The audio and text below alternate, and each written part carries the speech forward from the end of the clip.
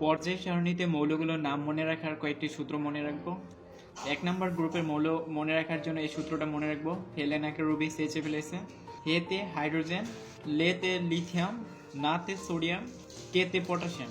এখানে রুবিতে রুবিডিয়াম, আর সেচেতে caesium, ফেলেসেতে francium.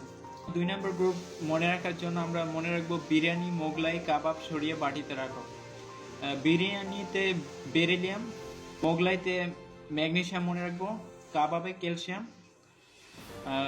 সরিয়েতে strontium, আর বাটিতে barium, রাখোতে radium. Group 13 মৌলগুলো মনে রাখার জন্য মনে রাখবো বোরন, আলি গেল ইন্ডিয়া, থাইল্যান্ড। বোরনে বোরন, আলিতে অ্যালুমিনিয়াম, ইন্ডিয়াতে ইন্ডিয়াম, আর থাইল্যান্ডে টাইটানিয়াম। গ্রুপ 14টা মনে রাখবো chemistry sir gives a small problem. কেমিস্ট্রিতে সিতে কার্বন, সারের এসআইতে সিলিকন, গিভসে জার্মিনিয়াম, জিতে জার্মিনিয়াম। স্মল দিয়ে মনে রাখবো টিন বা এসএন, স্টাটিন। আর প্রবলেমে প্লাম্বাম বা এটাকে লেড বলে। আর এখানে সোডিয়ামের লেটিন নাম হচ্ছে নেট্রিয়াম, সেজন্য সোডিয়ামকে এন এর দ্বারা লেখা হয়। গ্রুপ 15টা মনে রাখতে পারি নলকূপের পানিতে আর্সেনিক সমস্যা বিদ্যমান। এখানে নলকূপে নাইট্রোজেন, পানিতে পি ফসফরাস, আর্সেনিকে আর্সেনিক, আর সমস্যাতে অ্যান্টিমনি বিদ্যমান হচ্ছে বিসমাথ।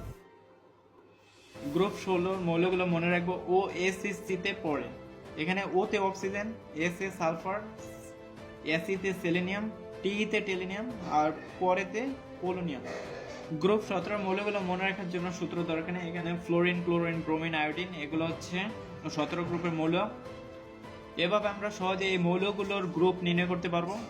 আর এখানে 1 নম্বর গ্রুপের সকল মৌলের যোজনী 1 হবে, আর 2 নম্বর গ্রুপের সকল মৌলের যোজনী 2 হবে, আর 17 নম্বর গ্রুপের সকল মৌলের যোজনী 1।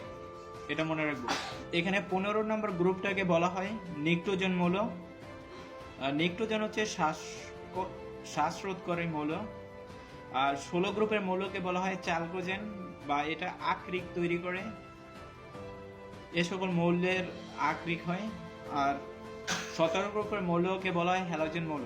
এগুলো মূলত লবণ তৈরি করে। এই 17 গ্রুপের মৌল সামুদ্রিক লবণ তৈরি করে, সেজন্য এদেরকে হ্যালোজেন নামে ডাকা হয়। 18 নম্বর গ্রুপের মৌলগুলো যোজনী 0 হয়। ভিডিওটি ভালো লাগলে অবশ্যই লাইক দিবেন আর বন্ধুদের মাঝে শেয়ার করে দিবেন।